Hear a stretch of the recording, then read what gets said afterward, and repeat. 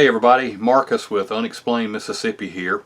This past weekend I was in one of my research areas when I made a pretty big discovery. I was really excited and pleased to make this find, and I think you'll be excited too once you see it. So here's what we're going to do. We're going to dive on in. I'm going to play you some video clips of the discovery. There's going to be some photographs mixed in. And hopefully we can get to the point of all this and not have a real overly long video. So I'm fixing to roll the footage. Don't go anywhere. Stay right where you're at. Once the video footage is over, I'll pop back in and we'll talk about what we just got through looking at. So hang in there with me. Fixing to roll the footage. Be back in a minute.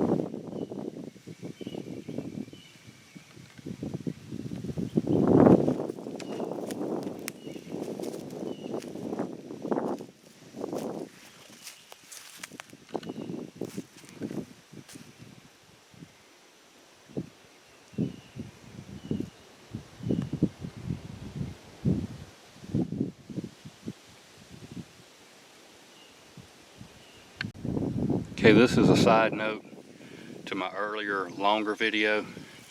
This log here, that is up inside the middle. I feel like this was put here as a counterweight. Not sure, but I think that whoever or whatever did this, they put this old log up in here to hold this backside down. Just a little, little quick update, and something I noticed as I was walking around. So this big log here, I was wondering why is that there? This could be a counterweight. So again, whatever did this had the thought process, the mental acuity to go, okay, balance. We got to balance this. And balance it they did.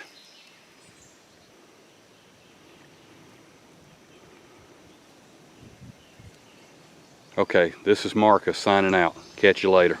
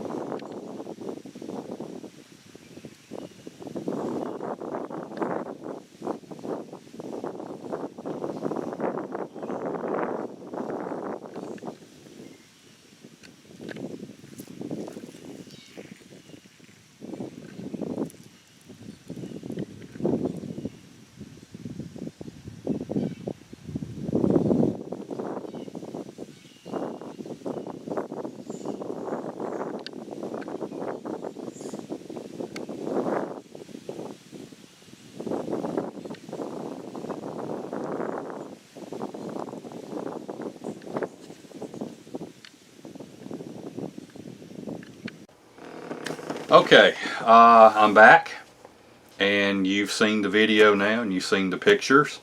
And so that this video again is not just a big long rambling video, I'm gonna go ahead and again dive back into it and point out some things and see what we can glean from that. Okay, let's talk about the footprints first. All right, the footprints were right across from the big object in the mud. Now, I cannot say conclusively that those are Bigfoot prints. I cannot say that they're human prints. It's not enough to go on. It's not enough to really, tell for sure if they're human or if they're Sasquatch. They weren't very big. You do see some toes, and I focused on two of the tracks. You see toes very clearly in one of them, and then in the bigger one, I could find what definitely looked like a toe. But it's inconclusive. I can't say what made those tracks. Here's the thing though. This is in a swamp. A swamp. If you're walking around barefoot as a human in a swamp, the water is murky and nasty. There's roots and splinters and wood.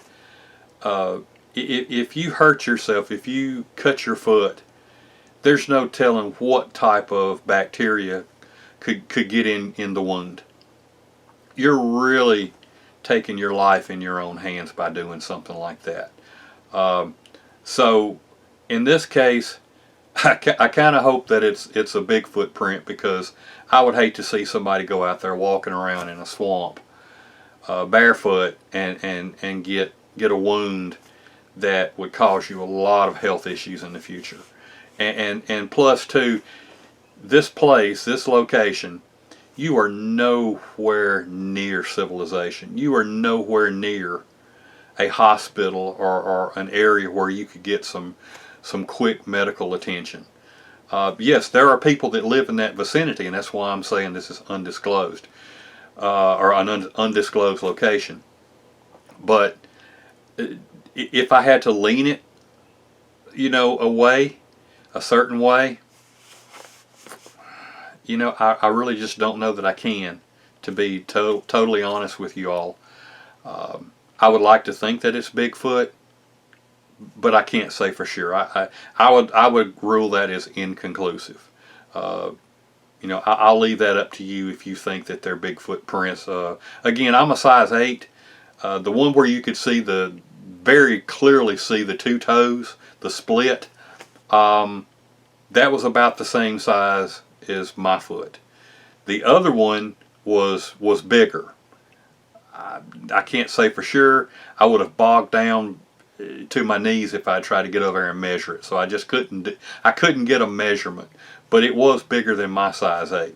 Okay, let's talk about the big thing. That cypress log that you're looking at, it's either a log or was once a tree. I can't say for sure, but this thing was big. It's huge, as you can tell. I could not budge it. I'm not a super strong guy. I'm not weak either. There's no way that I could have picked that up by myself. If humans were going to do that, it would take at least 4 to 5 big, strong, healthy guys to pick that thing up. But let me come right back to that. Let me tell you what it's not, and I can tell you for a certainty what it's not. It's not floodwaters. Now, floodwaters will pick up logs, trees, all sorts of debris, and it will put them in different crazy places. It will place them in the oddest of all situations and angles and so forth. That is definitely not floodwaters. Water did not pick that thing up, floated over on top of those stumps, and I'm fixing to get to that. It did not pick that up, floated over there, and then it settled and rested. I've seen instances where that has happened, for sure, no doubt. So that would be a very valid point that someone could come up and say, well, that floated there. Except for this reason. I have been in this research area at least once a month since the beginning of the year. It has not flooded out there in this particular spot. It is not flooded to the point to where it would have picked this thing up, floated it over there, and then as the water subsided, set it down on top of these stumps.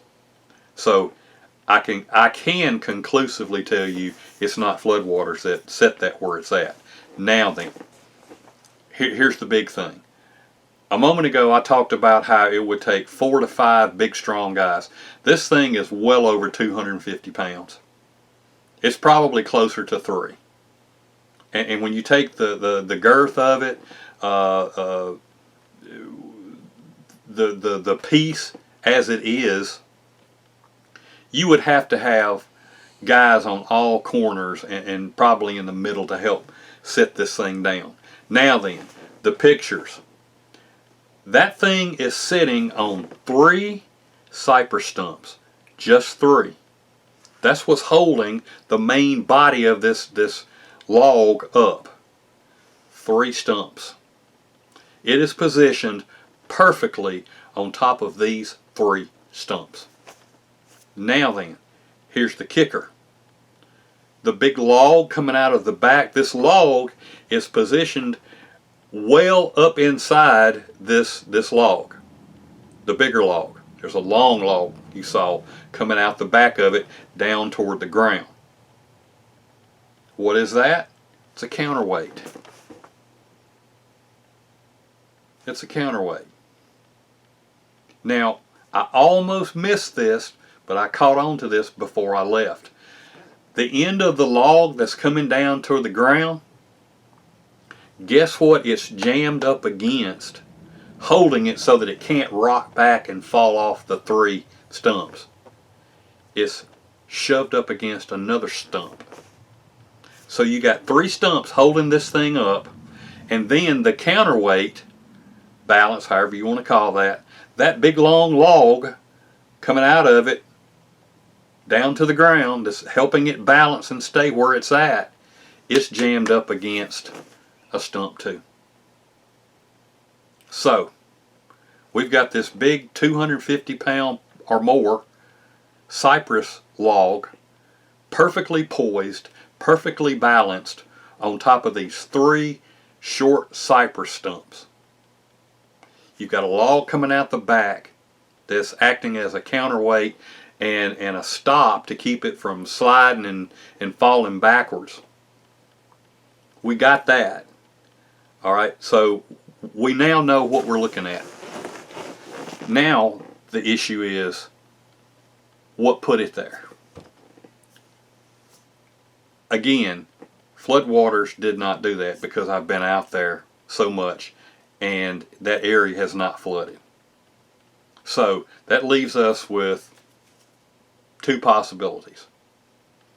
Either number 1, a bunch of guys bored out of their skull decided, hey, let's pick this big old cypress log up and let's trot it over here, because it didn't fall off any neighboring tree.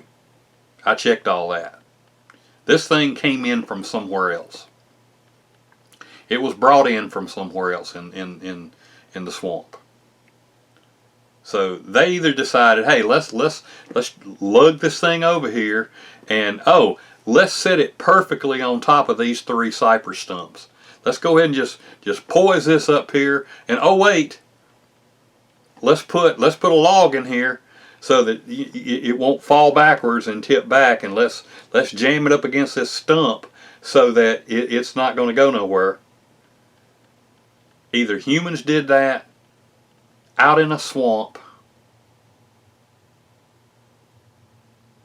where the possibility of somebody, thinking that that's cute or whatever is slim to none. You're in a swamp. So that's option number 1. Option number 1, humans did it. And that is possible. I can't, I'm not going to sit here and be stupid and take that off the table. I can't. That is a possibility. Now then, the second option, and the one that I feel like is more likely, I believe it more than probable, more than likely, that is the work of Sasquatch. I can say that because in that same swamp, even further out, way further out, where absolutely nobody is traipsing around, and the waters have come up in that area on a near permanent basis. You can't even get out there now. I couldn't get back out there to look at this possible Bigfoot structure if I wanted to. And I would love to, but I can't. It's inaccessible now. But there was this Bigfoot structure that M.K. Davis discovered. He showed it to me. And months and months and months later, I went back one February morning, and they had taken these cypress planks off of trees, and they had shoved them down. They had placed them down in between these pine stumps or knots, perfectly smooth, perfectly level. It was like 2 of them, 2 sections of plank. It was as if they were making a bench. You probably wouldn't want to sit on. I think I did sit on one, and it held me. So I have seen this type of work before in the same spot, and I would attribute that to Bigfoot activity. This I would strongly classify as Bigfoot activity. That is my opinion. I didn't see what put it there. I mean, you know, if you wanna throw in something weirder, something stranger, could it be something paranormal? Yeah, I guess that's possible too. There's a lot of strange things that happen in this place. And again, I'm not going to, at this point in time, I'm going to just refer to it as an undisclosed location. So I just don't see humans as doing this. I just don't. If that's your idea for Saturday fun, then wow. um, I showed it to some other friends who also have an interest in Bigfoot and Sasquatch.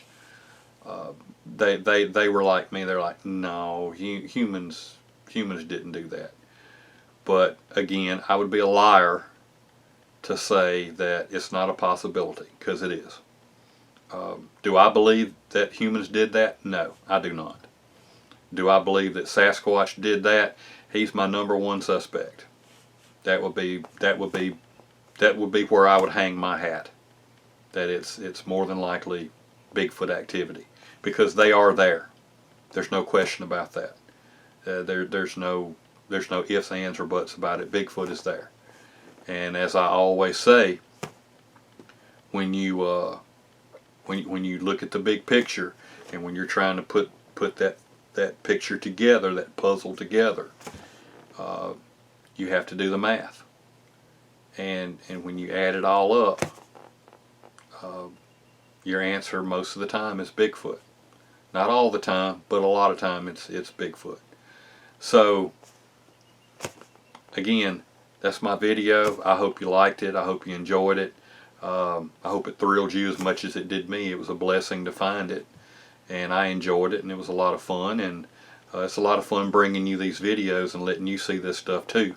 So I'm gonna go ahead and call this video complete, and there'll be more videos coming. www.unexplainedmississippi.com, the Unexplained Collective YouTube channel, Facebook, Unexplained Mississippi. I've got a group now, Unexplained Mississippi Bigfoot Dogman Investigations. Please come over and join, and like and subscribe, and there'll be lots more video to come. So thank you for watching the video. Again, hit like and subscribe, and until the next video, which won't be too much longer coming, this is Marcus signing out. Catch you later.